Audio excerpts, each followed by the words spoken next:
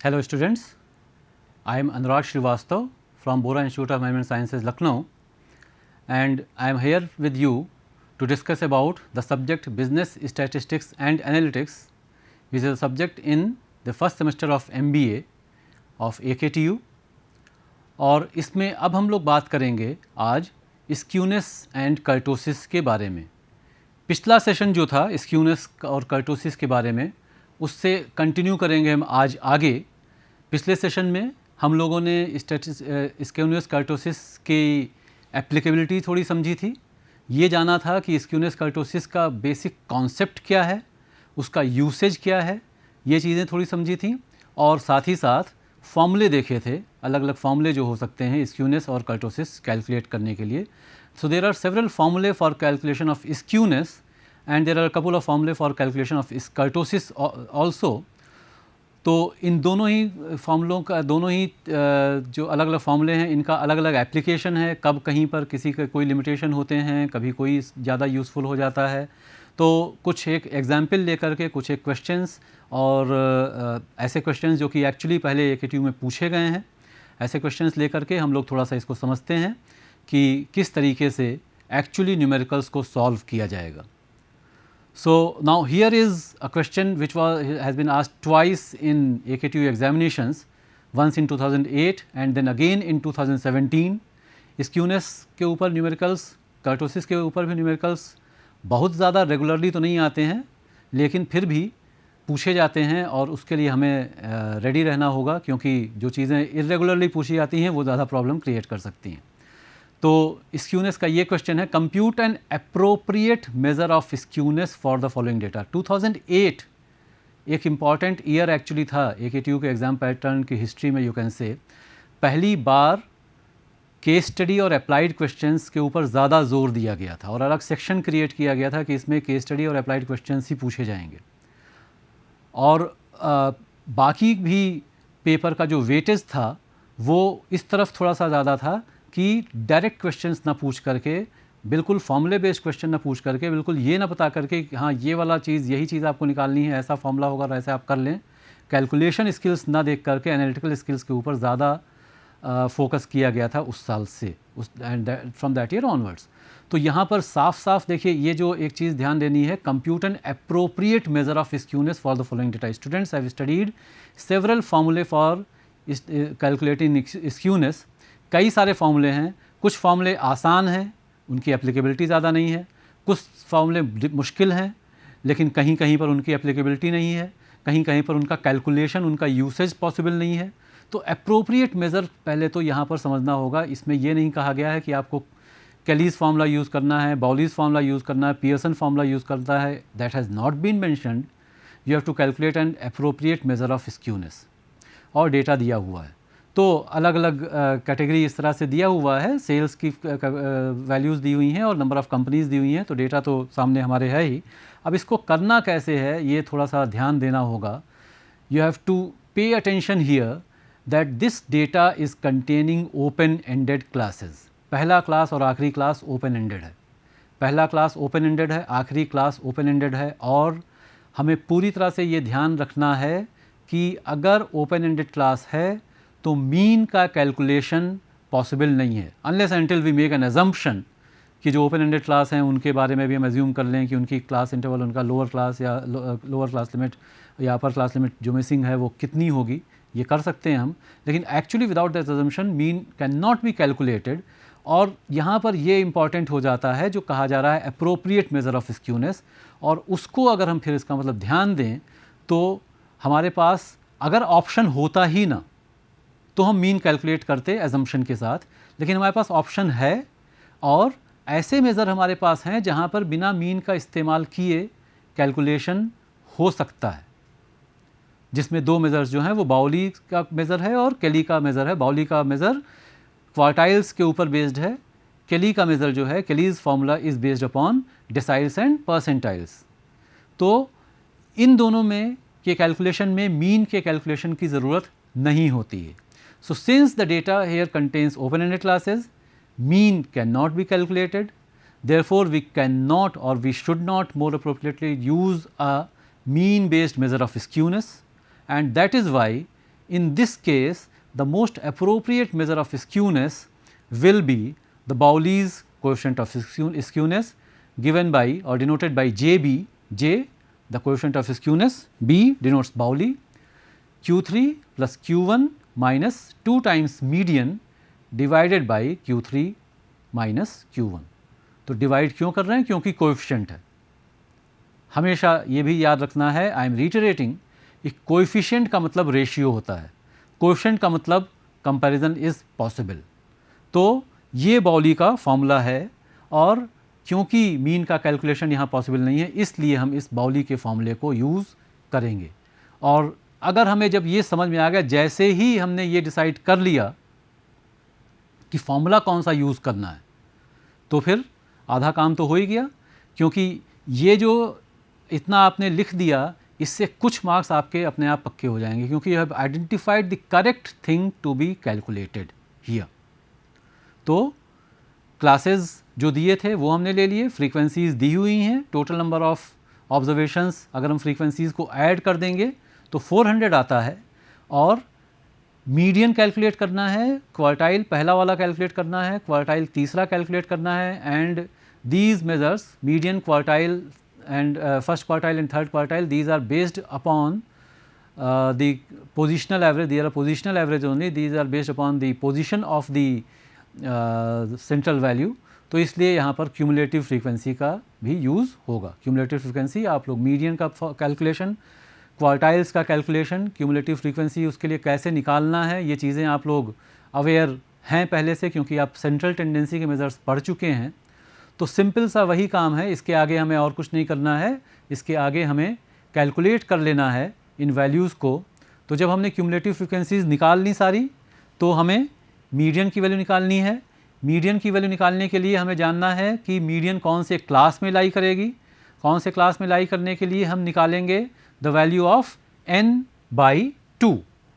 n को 2 से divide करेंगे, n की वैल्यू जो कि 400 है उसको हम 2 से डिवाइड करेंगे, और जब हम n को 2 से डिवाइड करेंगे तो obviously the value we get is equal to 100।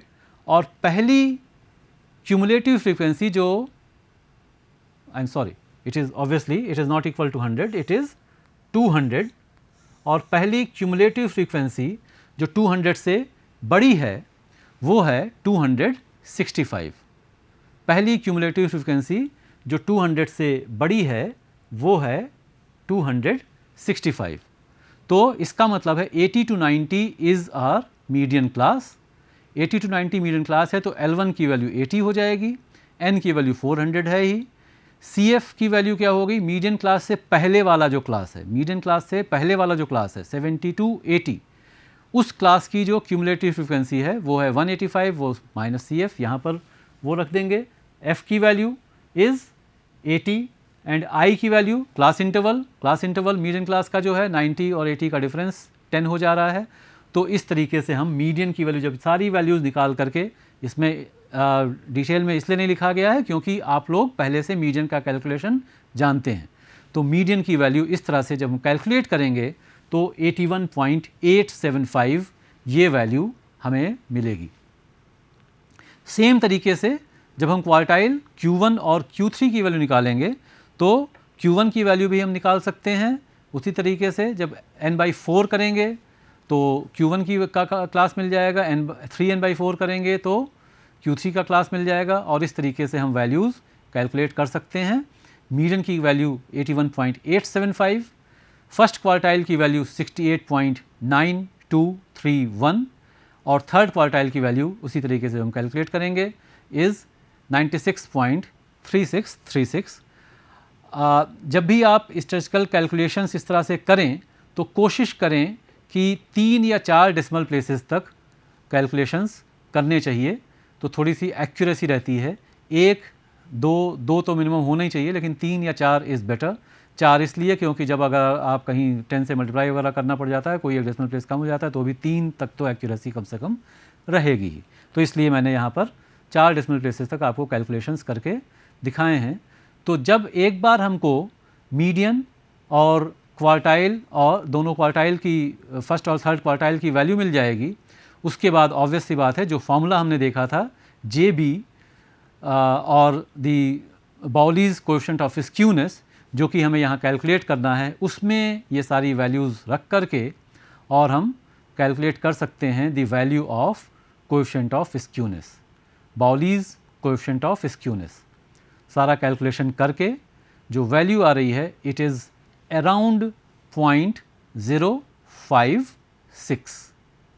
आप पहले देख चुके हैं, समझ चुके हैं कि इस वैल्यू का मतलब एक्चुअली क्या होना चाहिए।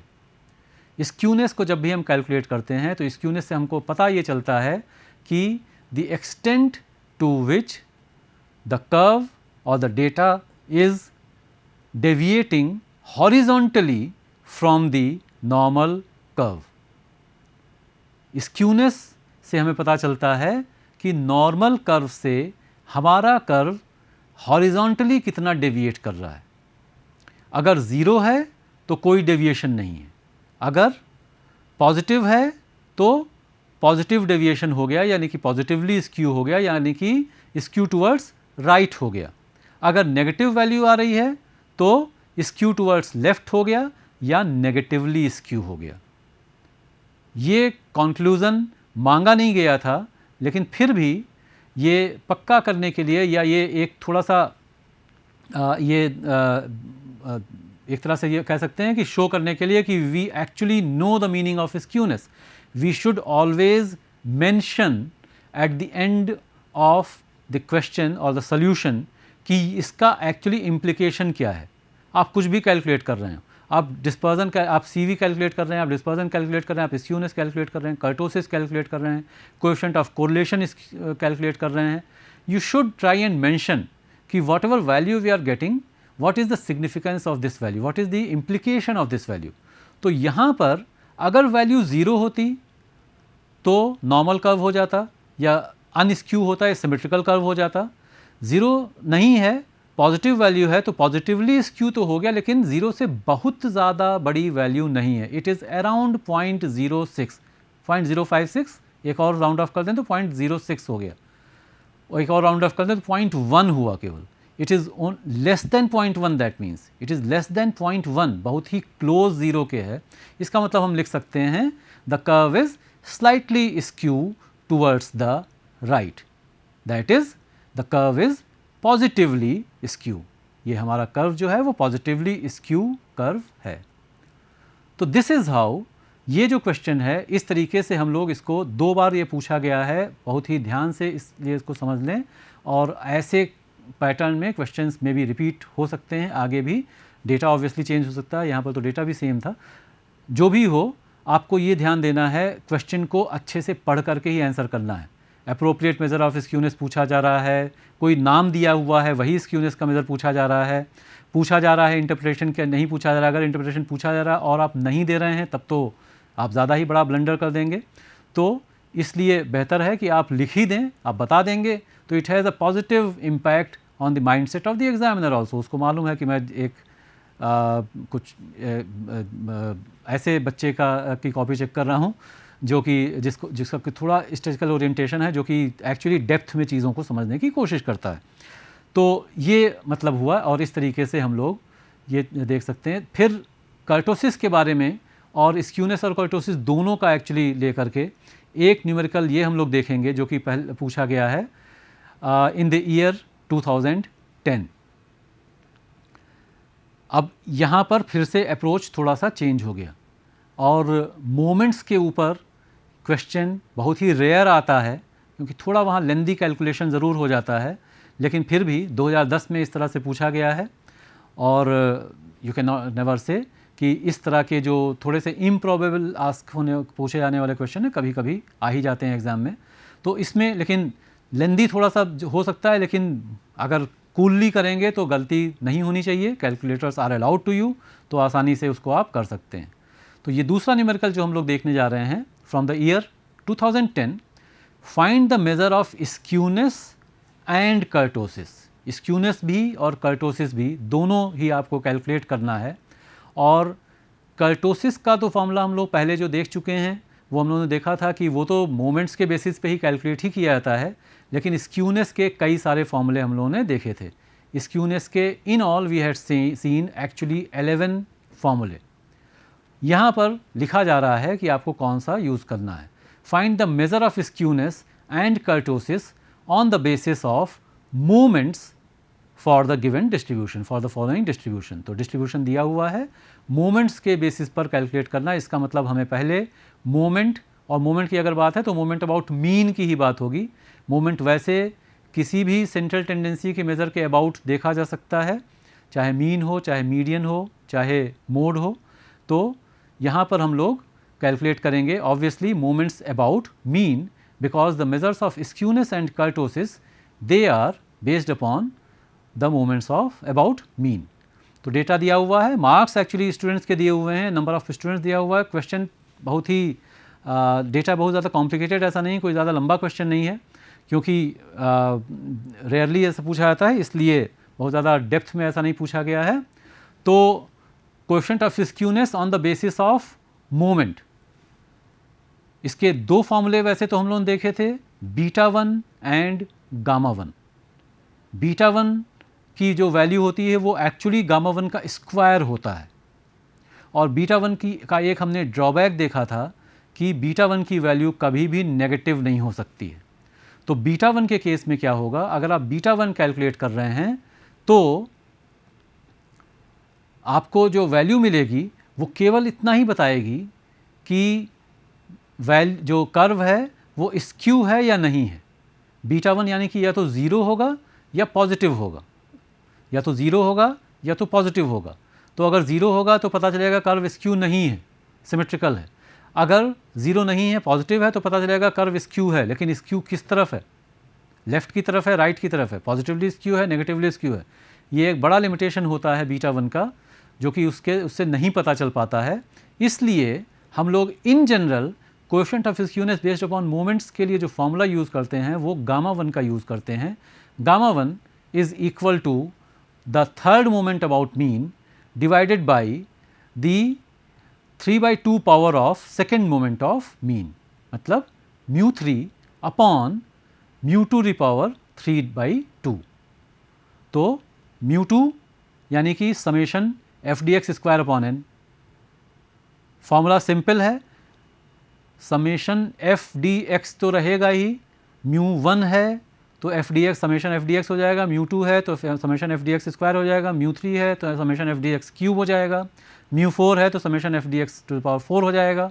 μ4 से आगे की ज़रूरत हमें कम से कम स्क्यूनेस और कर्टोसिस के लिए पड़ेगी नहीं। We only need to remember the formulae for μ2 and μ3 and μ4। तो इसको जब हम थोड़ा सा सिंप्लीफाई कर लें, इसका मतलब है अगर गामा 1 का फॉर्मूला, तो वो हमको मिल जाता है गामा 1 इज़ इक्वल टू, जो सबसे नीचे लिखा हुआ है, it is equal to summation FDX cube into square root of n upon summation FDX square whole cube. तो ये फॉर्मूला है, और इसके लिए जो भी चीज़ें इसका मतलब फॉर्मूले में हैं उनको हमें एक एक करके कैलकुलेट करना होगा। और इसी तरीके से हमें ये भी देखना है एक्चुअली कि कर्टोसिस को के लिए हम कौन सा फॉर्मूला या किस तरह से कैलकुलेट करेंगे। तो measure of kurtosis based on moments पहले हम लोग वैसे देख चुके हैं, यहाँ पर उसको देख लें कि हमने गामा 2 लिया है, यहाँ पर गामा 2 लिया है, बीटा 2 नहीं लिया है, क्योंकि बीटा 2 की वैल्यू जो है वो गामा 2 से 3 ज़्यादा होती है। बीटा 2 की वैल्यू जो है अगर वो 3 है तो कर्टोसिस जो कर्व है वो नॉर्मल कर्व के बराबर हाइट का होता है, और अगर 3 से ज़्यादा है तो नॉर्मल से ज़्यादा ऊंचा कर्व होता है, अगर 3 से कम है तो नॉर्मल से फ्लैट या चपटा कर्व या प्लेटिकल्टिक होता है। तो इसलिए गामा 2 की वैल्यू हम लोग एक्चुअली 3 सब्ट्रैक्ट करके निकालते हैं। तो गामा 2 की वैल्यू अगर 0 होगी तो हो गया मेसोकर्टिक यानी कि नॉर्मल कर्व। गामा 2 की वैल्यू अगर 0 से ज़्यादा होगी तो हो गई लेप्टोकर्टिक यानी कि नॉर्मल से टॉलर कर्व। गामा 2 की वैल्यू अगर 0 से कम हो गई तो फिर हो गया प्लेटिकल्टिक यानी कि नॉर्मल से चपटा कर्व, फ्लैटर कर्व। अगेन μ2 और μ4 के फॉर्मूले यहाँ पर लिखे हुए हैं, तो उसके बेसिस पर गामा 2 की वैल्यू जो हो जाएगी वो हम यहाँ पर लिख रहे हैं n summation FDX to the power 4 upon summation FDX square whole square minus 3। तो इस तरीके से हम लोग गामा 2 का कैलकुलेशन कर सकते हैं। स्क्यूनेस और कर्टोसिस दोनों बेस्ड अपॉन मोमेंट्स ऐसे कैलकुलेट किए जाते हैं। तो मोमेंट कैलकुलेट करने के लिए, क्योंकि मोमेंट अबाउट मीन है, तो पहला स्टेप होगा द कैलकुलेशन ऑफ मीन। सबसे पहले हमें मीन ही कैलकुलेट यहाँ पे करना है। तो जो क्लासेस थे, जो फ्रीक्वेंसीज थी, वो हमने एज इट इज़ लिख ली। उसके बाद x की वैल्यू निकाल ली हमने। x जो है वो मिड वैल्यू है। x का जो कॉलम है पहले हम लोग देख चुके हैं, x इज मिड वैल्यू। तो 5 से 15 क्लास की जो मिड वैल्यू है वो 10 है। 15 से 25 क्लास की जो मिड वैल्यू है वो 20। इस तरह से सारी मिड वैल्यूज़ निकल गई। फिर fx निकालेंगे, क्योंकि मीन का फॉर्मूला हमें मालूम है, mean x bar is summation fx by n। तो डायरेक्ट फॉर्मूला यहाँ पर लेकर के आसानी से कर सकते हैं। शॉर्टकट और स्टेप डेविएशन मेथड्स की ज़रूरत यहाँ पे नहीं है, क्योंकि डेटा ज़्यादा कॉम्प्लिकेटेड नहीं है। तो इस तरह से हम मीन कैलकुलेट कर सकते हैं fx निकाल करके। तो summation fx by n, summation fx हो गया 700, f की वैल्यू या समेशन f या total number of observations n की वैल्यू 20 हमें मालूम है। तो 700 बाई 20 मीन की वैल्यू एग्जैक्टली 35 आ जाती है। 35 एग्जैक्टली आ रही है। तो इससे ये फ़ायदा है कि जो आगे के कैलकुलेशंस हैं वो हम लोग आसानी से कर पाएंगे। तो जो हमें निकालने हैं, डेविएशंस निकालने होंगे, तो डेविएशंस यहीं पर हम निकाल करके देख लें। Deviations dx obviously is equal to x minus x bar. That means dx जो आखिरी कॉलम में हम शो कर रहे हैं, this is equal to x minus x bar. तो x minus x bar 35 minus x 10 minus 35 minus 25 आ गया। इसी तरह से 20 माइनस 35 माइनस 15 आ गया। 30 माइनस 35 माइनस 5 आ गया। और आगे 40 माइनस 35 5, 50 माइनस 35 15। तो इस तरह से हमें डेविएशंस की सारी वैल्यू मिल जा रही हैं। तो ये एक तरह से जो बेसिक कैलकुलेशन हमें पहले करना पड़ेगा, इससे पहले कि हम लोग मोमेंट्स अबाउट मीन कैलकुलेट कर सकें। तो मोमेंट्स अबाउट मीन कैलकुलेट करने के लिए अब हम इसके आगे कैलकुलेट करेंगे फ्रीक्वेंसीज़। मोमेंट्स के लिए हमें फ्रीक्वेंसीज़ की ज़रूरत होगी और dx की ज़रूरत होगी। तो ये दो चीज़ें हम यहाँ पर ले रहे हैं, केवल फ्रीक्वेंसीज़ का कॉलम ले लिया हमने, dx का कॉलम ले लिया। आप एग्ज़ाम में टेबल बनाएंगे तो सारे कॉलम्स एक साथ ही बनने चाहिए। यहाँ पर थोड़ा सारे कैलकुलेशंस भी साथ साथ समझने के लिए हम लोग इस तरह से ले रहे हैं। तो फ्रीक्वेंसीज़ का कॉलम हो गया, डेविएशंस का कॉलम हो गया। हमें स्क्यूनेस के फॉर्मूले में हमें चाहिए summation F D x cube और summation F D x square, और कर्टोसिस के फॉर्मूले में हमें चाहिए summation F D x to the power 4 और summation F D x square. इसका मतलब है हमें f D x square, F D x cube और f D x to the power 4 ये कैलकुलेशंस चाहिए, ये वैल्यूज़ हमको चाहिए। तो f का कॉलम पहला वाला है, dx का कॉलम दूसरा वाला है। f into D x into D X, F into D x into D x, ये निकल आया F D x square. f into D x cube, D x का यानी कि क्यूब करके हमने f से मल्टीप्लाई कर दिया तो हमें मिल गया एफ डी एक्स क्यूब। और f into D x to the power 4, ये जब हम करेंगे तो हमें मिल जाएगा F D x to the power 4। Obviously वो वैल्यूज़ भी हमको मिल जाएंगी। तो इस तरह से obviously by using the calculators we can calculate all these 3 columns, F D x square, F D x cube, F D x to the power 4। इनकी जितने भी वैल्यूज़ हैं, जितने भी डेविएशंस थे, जो 5 वैल्यूज़ हैं, पाँचों से रिलेटेड ये वैल्यूज़ हम लोग कैलकुलेट कर सकते हैं, जैसा कि इस टेबल में दिया हुआ है।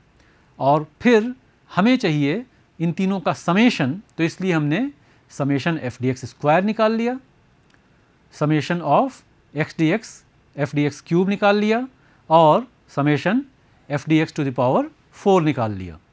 ये वैल्यूज़ हमको मिल गई। ये तीनों वैल्यूज़ का यूज़ हम करेंगे और n की वैल्यू हमको पता ही है, n की वैल्यू 20 है। और इन वैल्यूज़ को जब हम सब्स्टिट्यूट करेंगे इन दोनों फार्मूले में तो हमें वैल्यूज़ स्क्यूनेस की और कर्टोसिस की इस तरह से मिल जाएगी। तो स्क्यूनेस के कैलकुलेशन के लिए हमने summation F D x cube, summation F D x cube की वैल्यू -12,000 है, वो हमने यहाँ सब्स्टिट्यूट कर दी, फिर n की वैल्यू 20 है वो आ गई, और summation F D x square उसकी वैल्यू 2500 है, वो वैल्यू भी हमने यहाँ सब्स्टिट्यूट कर दी। और उस फॉर्मूले को जब हम सॉल्व करेंगे और वैल्यूज़ जब हम इनको कैलकुलेट करेंगे, after calculation we get the value of skewness as equal to -0.4293, -0.4 के आसपास ये वैल्यू स्क्यूनेस की आ रही है। इसी तरीके से हम कर्टोसिस की वैल्यू भी कैलकुलेट करेंगे। तो कर्टोसिस का जो फॉर्मूला हमने लिया था, gamma 2 is equal to n summation F D x to the power 4 upon summation F D x square का पूरे का स्क्वायर -3।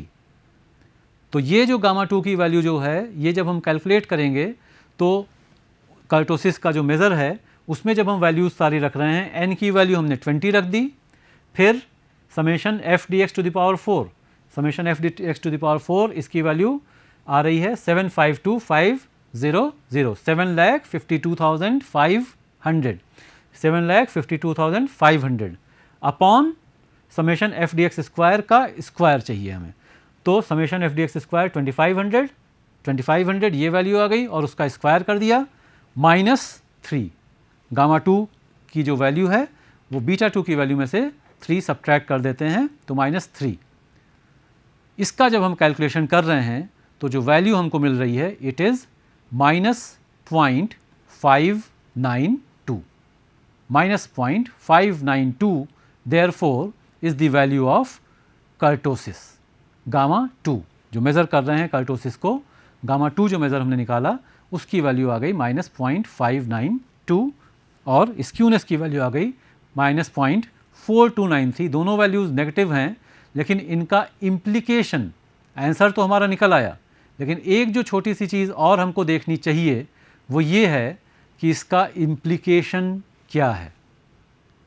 स्क्यूनेस की value, I will write it again, skewness की वैल्यू गामा 1 की वैल्यू जो है वो इट इज़ इक्वल टू -0.4293, या इक्वल टू का साइन मिसिंग था। तो स्क्यूनेस गामा 1 की value is -0.4293। The distribution is negatively skew, negatively skew distribution है, ये यहाँ पर मेंशन करना चाहिए। Therefore it is, that means it is skew towards left. और इसी तरह से कर्टोसिस की वैल्यू भी नेगेटिव आ रही है। नेगेटिव का मतलब है the distribution is platykurtic, it is flatter than a normal distribution और अ नॉर्मल कर्व। तो ये छोटे से ये जो सेंटेंसेस हैं, ये आंसर के साथ अगर हम लोग लिख दें तो वो थोड़ा सा और क्लियर कर देता है कि about our understanding of skewness and kurtosis. So in this particular question the distribution is negatively skew or it is skew towards left, and the value of kurtosis gamma 2 is indicating that the distribution or the data is flatter than normal distribution. इसकी height एक normal curve की height से कम है, उतनी नहीं है जितनी कि नॉर्मल कर्व की होनी चाहिए। तो इस तरीके से हम स्क्यूनेस और कर्टोसिस के बारे में हम लोग इस तरह से समझ सकते हैं, इस तरह के न्यूमेरिकल्स आ सकते हैं। तो that is how you should go about solving the numericals on skewness and kurtosis and finding it's implication also. So thank you, and we will continue from here in the next session.